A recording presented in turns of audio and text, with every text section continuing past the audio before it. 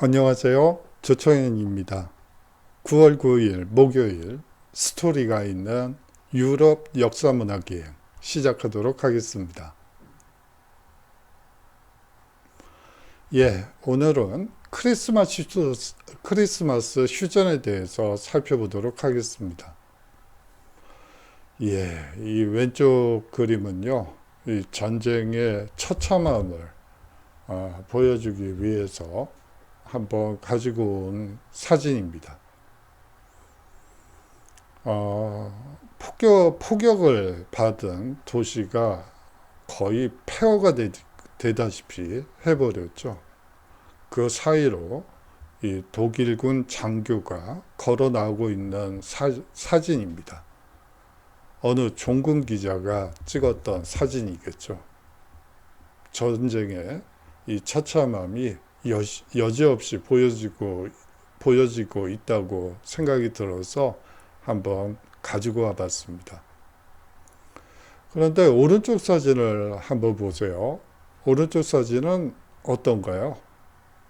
독일군 사병과 영국군 사병이 담배를 교환하고 독일군 장병이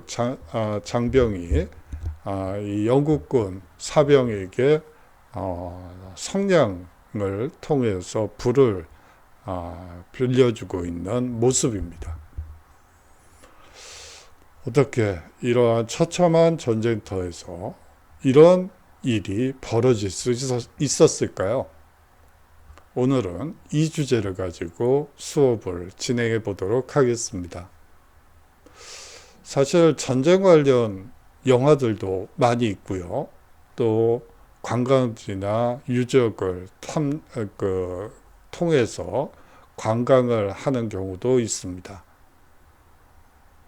이 전쟁이라는 것은 처참함만 있는 것이 아니고 또 인간애를 그리는 영화들도 많고요. 여러 유형의 영화들이 제작되고 또 여러 관광지가 개발되고 있죠. 그런 면들도 한번 염두에 두면서 수업을 들어보시면 어떨까 하는 생각도 듭니다. 오늘 강의는요, 이 제1차 세계대전에 대해서 잠시 살펴보는 시간을 마련했고요. 다음으로 이 제1차 세계대전의 상징어 중에 하나가 참호입니다. 이 참호전의 실상에 대해서 한번 살펴보고요. 마지막으로 크리스마스 휴전에 대해서 살펴보도록 하죠.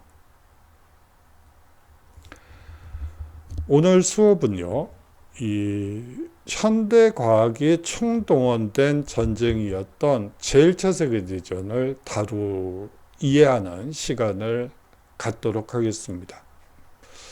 이 당시에 독가스전, 다시 말하면 독가스를 살포해서 적을 괴멸시키는 이 가스전이 있었고요.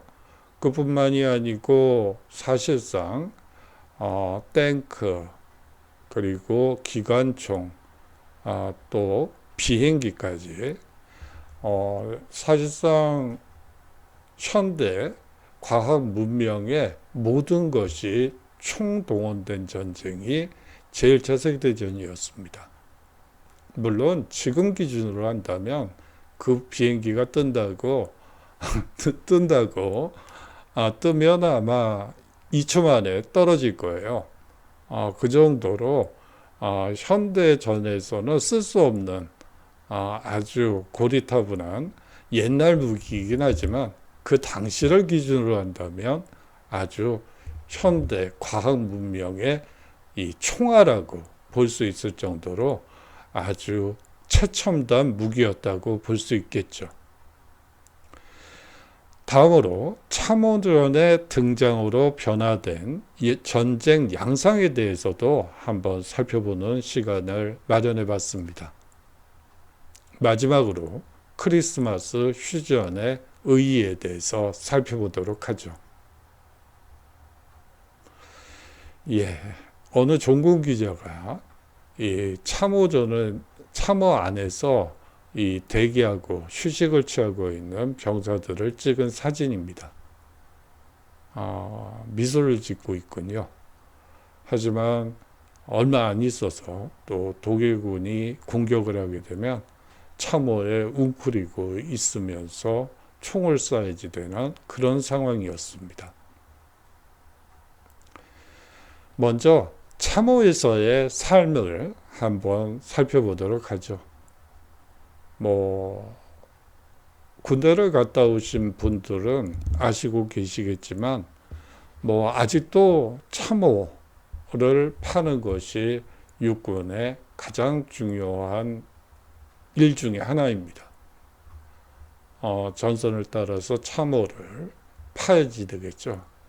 그래야지 참호 안에서 어모를 받으며 또 이 스스로를 보호할 수 있기 때문에 이 참호는 가장 중요한 요소라고 볼 수가 있습니다. 사실상 이 참호라는 것은 길고 깊은 도랑입니다. 제1차 세계대전 당시에 처음 만들어졌고요. 사실상 방어수단이라고 볼 수가 있습니다. 방어수단이라고 볼 수 있고요. 하지만 이 참호전의 결과는 매우 처참했습니다. 어느 종군 기자가 찍은 영국군 모습입니다. 군견이 있죠. 이 당시에 군견도 상당히 중요한 역할을 수행하게 됩니다. 이 참호투성이 서부전선을 살펴보도록 하죠. 이 제1차 세계대전 중 주로 독일군, 독일군대, 프랑스, 영국 및 미국 연합군 간의 전투가 이루어진 프랑스 북부와 벨기에가 위치한 서부전선에서 이 참호가 많이 파였습니다. 참호는 제1차 세계대전에서 갑자기 등장한 신기술은 아니었어요. 성을 둘러싸고 있는 해자에 대한 적의 공격에 대비한 방어수단이 원래 참호입니다. 여러분들이 어떤 성에 가셨을 때 주위에 물 웅덩이가 쭉 연결되어 있는 모습을 볼 수가 있습니다. 대부분의 성들에서는 요 근래에 해자가 있는 경우는 극히 드물어요. 하지만 이 우리나라 산성을 비롯해서 대부분의 성 주위에는 깊은 물 웅덩이가 있다고 보시면 됩니다. 적이 곧바로 성으로 진격하지 못하게끔 하기 위한 방어수단이죠. 참호는 포와 총기의 보급으로 현대전의 중요한 방어수단이 되었습니다. 제1차 세계대전부터 화학전과 독가스가 널리 이용되었기 때문에 정면이 막혀있는 참호 덕분에 군인들은 방독면을 쓸 수 있는 시간적 여유를 가질 수 있어 아주 유용한 이 방어수단으로 기능한 것이 바로 참호였던 것이죠. 독가스가 살포되는 와중에 기관총을 쏘기 위해서 방독면을 쓴 모습입니다. 이 사진은 이 군인을 포커스로 맞추는 것보다는 이 군견이 쓰고 있는 이 방독면을 한번 보세요. 군견도 독가스에 이를 흡입하게 되면 그 자리에서 즉사하기 때문에 사실상 군견을 위한 방독면도 이 시기에 만들어졌습니다. 이 참호전은요, 무엇보다도 이 엄청난 사상자를 냈다는 또 또 다른 특징을 가지고 있습니다. 제1차 세계대전 당시 부대는 검을 소총에 매달고 조준 사격 자세로 참호해서 공격과 방어를 하게 됩니다. 일직선상으로 펼쳐진 그리고 유효 사거리 내에 적의 참호를 향해 돌격을 하게 되죠. 이런 방식의 전쟁 양상은 사실상 효과는 없고 대량 사상자만 속출되게 됩니다. 예. 유효 사거리 내에서 총알에 맞을 수 있는 가능성이 가장 높은 곳에서 적의 참호를 향해서 돌격 앞으로, 이것은 사실상 죽는다고 보시는 게 더 정확한 표현인 것 같습니다. 참호전은 보통 밤중에 시작됩니다. 대개 포병의 엄호 사격이 먼저 이루어지고요. 독일군은 이 연합군의 참호 중에 가장 취약한 곳에 고도로 훈련된 병사를 보내어 공격하곤 했습니다. 참호전의 잔인함은 1916년 프랑스 솜 전투에서 적나라하게 드러나게 되죠. 영국군은 전투 첫날 6만 명의 사상자를 내게 됩니다. 예, 단 하루 만에 6만 명이 전사한 거예요. 아까 말씀드렸다시피 유효 사거리 내에 적의 참호를 이제 공략하기 위해서 이 엄청난 사상자를 냈던 것이죠. 이 참호는 여러 질병과 쉘 쇼크, 다시 말하면 전쟁 후유증으로 인해서 이 많은 병사들을 괴롭힌 것이 바로 참호라고 볼 수가 있습니다. 참호의 비위생적인 환경 속에서 다닥다닥 붙어 싸우면서 이질, 콜레라, 그리고 장티푸스와 같은 전염병이 빠르게 퍼집니다. 거의 매일 계속되는 폭격과 오랜 기간 참호에 갇혀 있기 때문에 많은 병사들이 외상 후 스트레스 장애로 알려진 쉘 쇼크에 시달리게 되죠. 예. 이 외상 후, 요새는 외상 후 스트레스 장애라고 얘기를 하죠. 하지만 당시에는 이렇게 불렸습니다. 이러한 모든 요인 때문에 제1차 세계대전이 역사상 최대의 전사자를 낸 전쟁이 됐던 것이죠. 참전 군인 중 약 10%가 사망했고요. 그뿐만이 아니고 부상자의 숫자를 통계화시키면 여러분들이 깜짝 놀라실 거예요. 거의 50%가 이 부상자, 뭐 예를 들어 이 다리를 전다든지 다리를 자른다든지 이 손에 동상을 얻어서 당해서 손가락을 자른다든지 이러한 이 사실상 전쟁터에서 벌어진 이 부상병들의 숫자는 이로 헤아릴 수가 없었습니다. 이전엔 전염병으로 죽은 군인이 훨씬 더 많았죠. 그래요. 예를 들어서 과거의 전쟁들 같은 경우에는요, 사실상 이 전염병으로 죽는 군인의 숫자가 훨씬 많았습니다. 이 사실상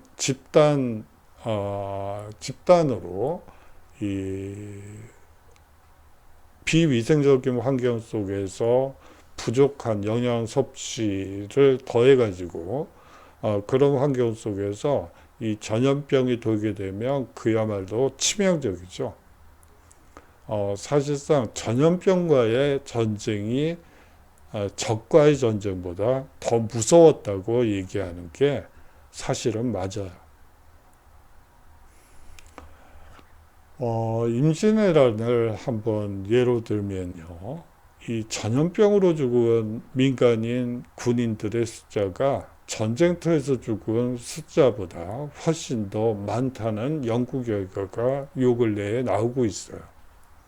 이런 것을 보면 이 전염병이라는 것이 정말 무서운 것이라는 것을 알 수가 있죠.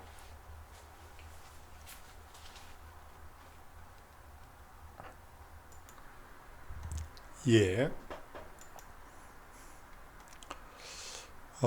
그 크리스마스 휴전 당시에 이제 독일군과 이 영국군이 서로 담배를 교환하고 수다를 떠는 사파가 있어서 한번 가지고 와봤습니다. 크리스마스 파티가 열린 전쟁터. 뭔가 어울리지 않는 얘기인데 이렇게 한번 제목을 붙여봤습니다. 1914년 12월 7일 교황 베네딕토 15세는 크리스마스를 축하하기 위해 휴전을 제안했습니다. 제1차 참전국들은 교황의 휴전 제안을 공식 거부하게 됩니다. 반면 참호에 있던 군인들은 자체적으로 휴전 선언을 해버리죠. 예, 상부에서 장교들은 이제 교전을 할 것을 결정을 했는데 참호에 있던 군인들은 자체적으로 휴전을 선언해 버리는 그런 상황이 벌어지게 됩니다. 여기 나와 있듯이 이 12월 7일이라는 그 날짜에서 알 수 있듯이 사실상 제1차 세계대전이 일어난 지 한 5개월 정도 지난 이후에 이런 현상이 벌어지게 됩니다. 크리스마스 휴전은요, 1914년 크리스마스 무렵에 이루어지게 됩니다. 제1차 세계대전 중 서부 전선을 따라 그 여러 지역에서 크리스마스 축하를 위해 교전 행위가 중단되었죠. 비공식적인 휴전 기간 동안 양측의 병사들이 참호에서 나와 무인지대에서 친선 교류를 하게 됩니다. 제1차 세계대전에서 싸운 많은 독일군과 연합군은 크리스마스 캐롤을 함께 부르고 연합밴드까지 구성해서 상당히 화기애애한 모습을 보여주고 있죠. 예, 축구를 하는 모습이에요. 예, 거의 전투 축구 분위기를 연출하고 있네요. 사실상 뒤에 이 내용이 있기 때문에 여기서는 그림을 통해서 이 분위기를 느끼시면 됩니다. 크리스마스 새벽이 되자 일부 독일군 병사들은 참호에서 나와 영어와 프랑스어로 메리 크리스마스를 외치며 무인지대를 가로질러 연합군 참호에 접근하게 됩니다. 연합군 병사들은 처음에는 두려워했지만 독일군이 무장하지 않은 것을 확인한 뒤 비로소 참호에서 나와 악수를 나누게 되죠. 여기서 보이는 바처럼 이 연합군 측에서 먼저 이 크리스마스 휴전을 한 것이 아니고 독일군이 먼저 이러한 행동을 했다는 점이 또 흥미로운 점이기도 합니다. 담배와 푸딩 선물을 주고받으며 캐롤을 함께 부르기도 하죠. 일부 독일군들은 참호 주위에 크리스마스 트리를 세우고 축구를 즐기기도 합니다. 그 짧은 휴전 기간 동안 일부는 전우들의 시체를 수습하기도 하죠.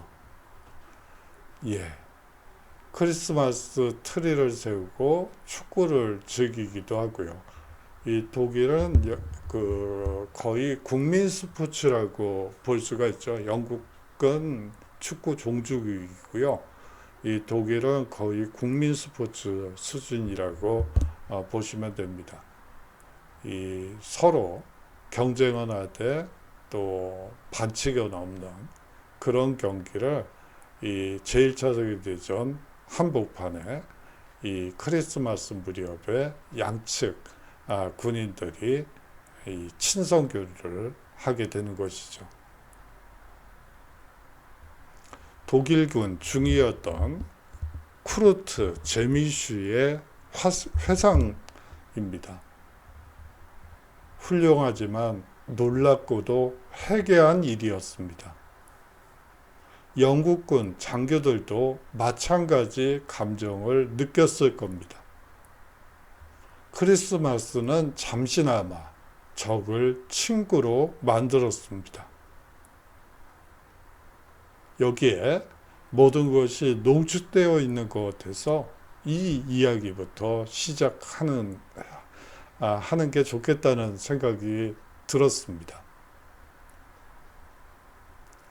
이 크리스마스 휴전에 대한 평가를 한번 보도록 하죠. 크리스마스 휴전은 제1차 세계대전이 발발한 지 불과 5개월 만에 발생하게 됩니다. 사실상 이 전통적인 기사도 정신에 따른 마지막 사례라고 흔히들 얘기하고 있죠. 제1차 세계대전 동안 이 크리스마스 휴전은 이 첫 해에만 가능했고요. 그 이후에는 없었다고 보는 게 맞습니다. 사실상 크리스마스를 온 가족이 모여 한 해를 정리하고 친구들과 오해와 갈등을 푸는 기회로 여겨온 장병들에게 크리스마스 때의 교전은 이게 이해하기 어려운 일이었죠. 더욱이나 개인주의가 강한 영국군이 아닌 전통과 관행을 따르려는 심리가 강한 독일군이 먼저 제안한 것에서 알 수 있습니다. 기사도 전통을 강조하는 이 전통과 관행을 따르려는 심리가 강한 독일군이 먼저 제안하게 된 배경에는 바로 그러한 전통이 있었지 않았을까 하는 이 제안들이, 연구 결과들이 많이 나오고 있죠. 어떻게 보면 오래된 크리스마스 관행에 어울리지 않는 현대전에 대한 이 독일군의 저항이 이 밑에 도사리고 있다고 이야기되고 있습니다. 당시를 증언하는 생생한 기록들을 보면서 어떤 분위기가 연출되었는지 한번 살펴보도록 하죠. 이 영국군 기관 총수였던 브루스 베언스파더의 이 회고입니다. 이 사람은 만화가 되고요. 앞에 그림 중에 잠시만요. 자신의 경험담을 이제 사파로 이 회고록을 쓰는데 이 크리스마스 휴전과 관련된 회고록을 쓰는데 이 사람 자체가 사파가이기 때문에 이런 사파를 그려놓기도 하죠. 바로 그 사람의 회고를 한번 들어볼까요? 몇 시간 전에 우리는 여기서 서로 죽이려고 사생결단으로 싸웠던 자들과 웃고 수다를 떨었습니다.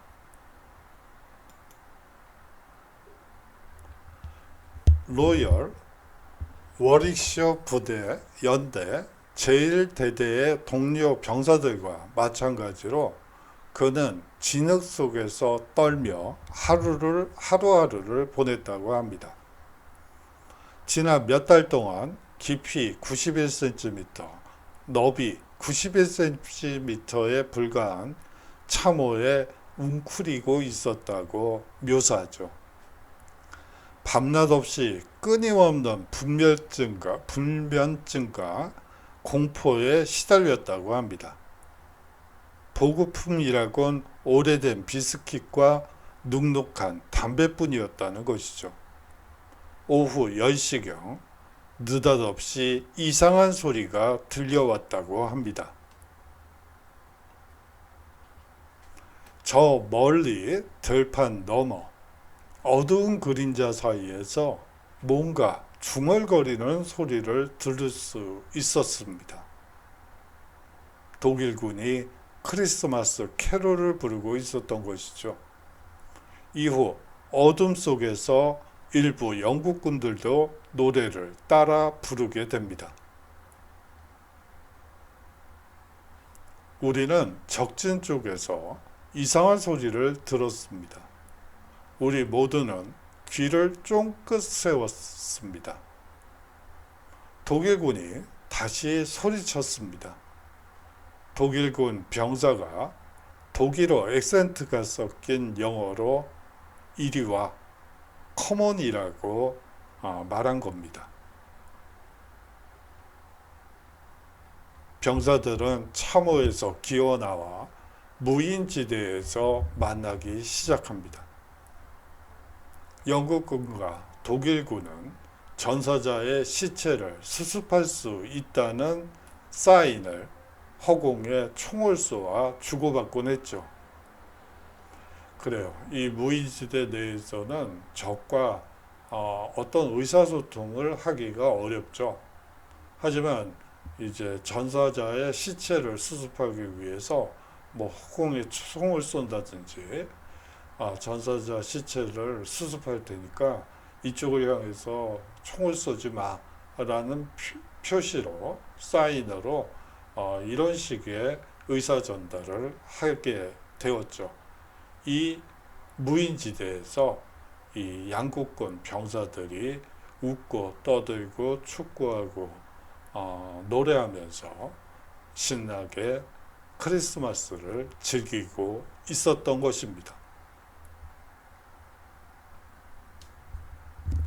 어느 누구에게서도 증오심은 느낄 수 없었다고 그는 마지막으로 얘기하고 있죠.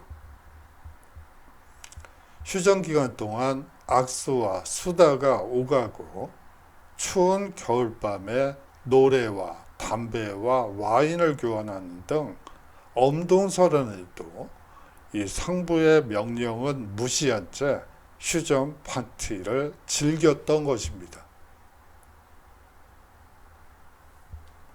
크리스마스 이브 무렵부터 서부전선 곳곳에서 휴전이 이루어지게 됩니다. 이거는 상부의 결정이 아니고 앞서 얘기한 바대로 병사들 간의 휴전이 이루어지게 되죠. 이 동부전선에서는 며칠 동안 휴전이 이루어진 경우도 있었습니다. 러시아와 이 독일군 사이의 휴전도 크리스마스 휴전도 있었던 것으로 그 회고록에 나오고 있습니다. 당시 참전 병사들로선 지옥에서 맛보는 반가운 휴식이었죠. 전쟁 초기에는 전쟁이 금세 끝날 것이므로 크리스마스만큼은 가족과 함께 보낼 수 있을 것이라고 다들 기대하고 있었던 것이었습니다. 제1차 세계대전에는 살인병기들 분당 수백 발을 발사할 수 있는 이 전투 비행기의 대량 생산이 이루어졌던 시기이기도 합니다. 거기다가 이 교전이 아주 치열했기 때문에 양측의 패전 소식은 병사들의 사기를 떨어뜨리기도 했죠. 1914년 8월 타넨베르크에서 러시아의 완전한 패전이 있었고요. 완벽한 패전이 이루어지고 그로부터 일주일 후 마른 전투에서 독일군이 아주 완패를 당하게 됩니다. 1914년 겨울이 다가오고 추위가 닥칠 무렵 수백 마일에 걸쳐 서부 전선이 구축되게 됩니다. 수많은 병사들이 전선의 이 참호에서 비참하게 살고 있었지만 이미 수만 명의 전사자가 나오고 있었죠. 이 당시에 사실상 이 시기에 20대, 10대 후반에서 20대를 경험한 유럽 사람들은 이 절반이 그 불구자였고요. 이런 표현을 요새 써도 되는지 잘 모르겠어요. 불구자라는 표현을.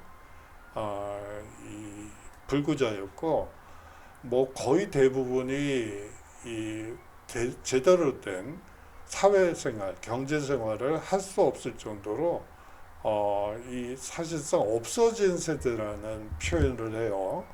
유령 세대, 존재하지 않는 세대라는 뜻에서 이 유령 세대라는 표현을 쓸 정도로 이 당시에 이 20대들은 뭐 거의 없다, 존재하지 않는다라고 생각할 정도로 이 많은 사람들이 전사하고 또 수많은 사람들이 이 부상을 입는 그런 상황으로 이 전쟁이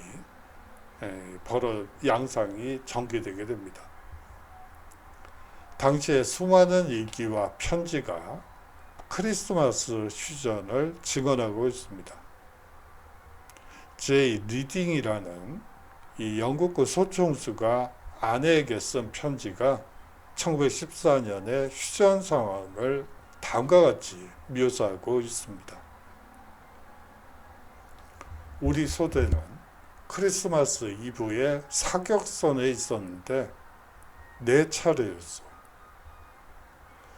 이른 아침에 독일군은 좋은 영어 발음으로 노래하고 소리치기 시작했어. 그들 중 일부와 악수를 했고 그들은 우리에게 담배와 시가를 주었어. 그날 우리는 총을 쏘지 않았고 모든 것이 너무 조용해서 꿈처럼 느껴질 정도였어. 라고 적고 있습니다. 또 다른 일기와 편지는 독일 군인들이 참호 주변의 크리스마스 트리를 촛불로 밝히는 것을 묘사하고 있습니다. 한 독일 보병의 일기에 따르면 영국군이 임시 이발소를 만들어 놓고 독일 병사에게 이발을 해주고 담배 몇 개 피를 요구하기도 했다는 기록이 있습니다. 예, 여기서도 장사를 하네요. 예, 그래요. 다 필요한 것들인데, 이 크리스마스 휴전 동안 이발소를 만들어서 이 상대방, 이 적군의 머리를 깎아주고 담배 몇 개 피를 그 대가로 요구했다는 얘기죠. 이 영국군이었던 존 페르구손의 회상입니다. 몇 시간 전에 여기서 우리는 서로 죽이려고 했죠. 지금은 그들과 웃고 수다를 떨고 있습니다. 라고 정반대의 모습을 이렇게 표현했던 것이죠. 전쟁도 결국 인간의 일이 아닐까요? 영국 축구 선수였던 어니 윌리엄스는 훗날 얼음판 축구 경기를 다음과 같이 회상하고 있습니다. 공이 어디선가 불쑥 튀어나왔습니다. 어느 진영에서 나왔는지는 모르겠습니다. 200여 명이 다 같이 축구를 즐겼습니다. 200명이 한꺼번에 하는 축구가 제대로 된 축구는 아니죠. 하지만 몸을 서로 부다찌면서 서로 체온을 느끼는 그런 행복한 시간을 가졌다고 뒤에 얘기하고 있습니다. 영어와 독일어를 구사하는 독일 중이였던 이 쿠르트 제미슈도 일기에서 축구 경기를 묘사하고 있습니다. 결국 영국인들은 그들의 참호에서 축구공을 가져왔고 곧 활발한 경기가 이어졌습니다. 이 독일군과 영국군 사이에 이 표현하는 방식이 약간 좀 다르죠. 좀 영국 쪽은 감정을 더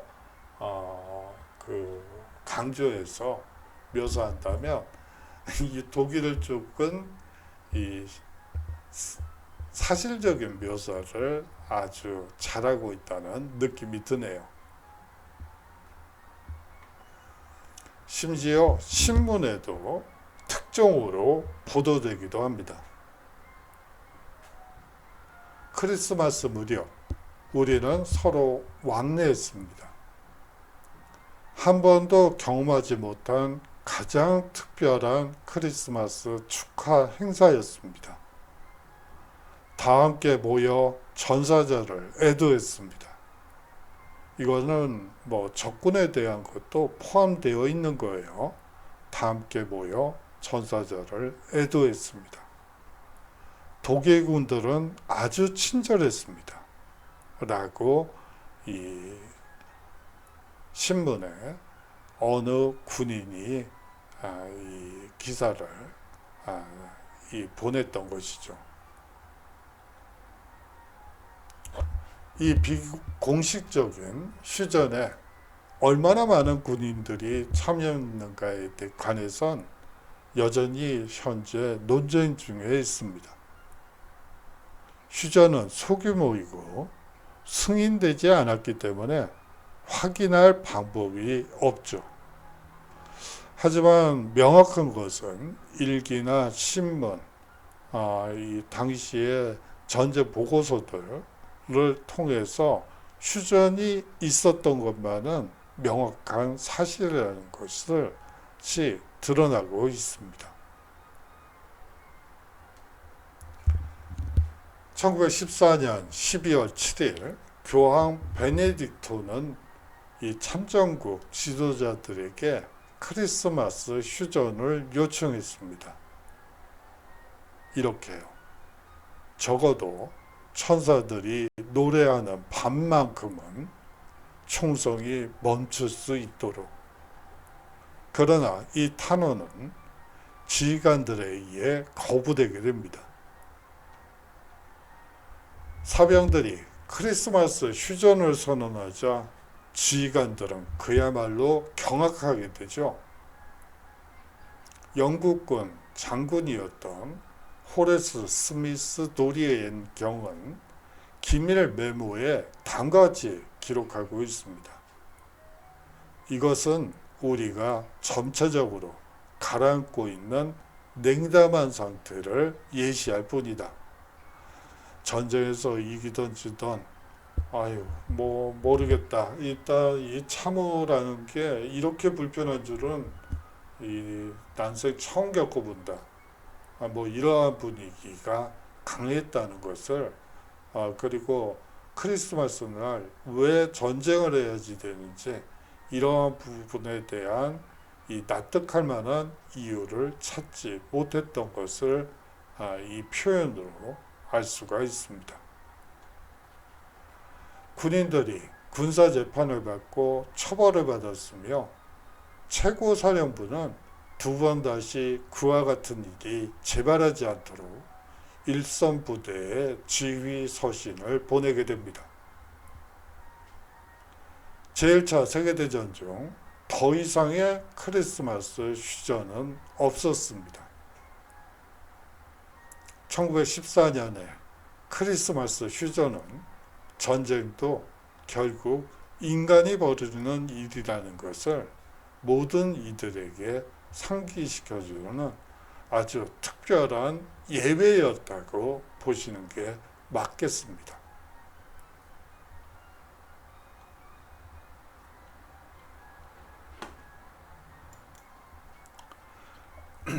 오늘의 과제에 앞서서 한 가지만 말씀드릴 게 있습니다. 제가 오리엔테이션 그리고 우리들의 약속에서 1주차 강좌에서 동영상을 통해서 말씀드렸다시피 이 출석 체크는 일주일간에 여러분들께 시간을 드리고 뭐 언제 어디서나 들으셔도 어디서나는 아니에요. 이 태블릿이나 뭐 그런 것을 통해서 스마트폰을 통해서 보시면 안 되고요. 와이파이가 불안정하기 때문에 이 노트북이나 PC를 이용해서 보셔야만 이 학습 진도율이 정확히 잡히게 됩니다. 이 태블릿이나 뭐 이런 것들은 맥북이라고 하던가요? 뭐 그걸로 보시는 분들도 있다고 하는데요. 그런 경우에는 와이파이가 불안정하기 때문에 이 학습 진도율을 정확히 체크하지 못하더군요. 뭐 그거를 보완하는 수단으로 학습 이력이 있긴 합니다만 뭐 그걸로 출석 체크를 할 수도 있긴 한데 여하튼 학습 진도율을 최대한 높여주시기 바랍니다. 그리고요, 이 출석과 관련해서 여러분들이 수업이 끝난 다음에 왜 수업을 들었는데 출석 체크를 안 해주시나요? 라는 분들이 종종 있습니다. 일주일간의 여유 시간을 드렸기 때문에 목요일 날 수업이기 때문에 수요일까지 여러분들이 들으실 수 있고요. 목요일 날 출석 체크를 하겠습니다. 그러면 여러분들이 목요일쯤에 한번 수업을 듣기 전에 확인을 해보세요. 그때도 출석 체크가 안 돼 있는 경우에 그때 연락을 주셔도 괜찮을 것 같습니다. 예, 오늘은 2주차 과제이기 때문에 한번 격주 과제를 드려보도록 하겠습니다. 어떤 테마를 드릴까 고민을 하다가 이 주제를 과제를 한번 내보도록 할게요. 여러분들이 여행 기획자라고 생각을 하고 혹은 안내사라고 생각을 한 뒤에 전쟁을 소재로 어떤 관광 상품을 여러분들이 만들어내실지 상당히 궁금해졌습니다. 뭐 경우에 따라서는 전쟁의 무서움을 상품화할 수도 있겠고요. 또 어떤 경우에는 평화를 상품화할 수도 있을 것 같습니다. 또 어떤 경우에는요, 전투 지역이나 전개 과정 혹은 영웅적인 인물을 소개할 수도 있을 것입니다. 이 평화를 상품화하는 이 대표적인 곳이 사실상 원자폭탄이 떨어졌던 두 도시가 대표적이라고 볼 수가 있겠죠.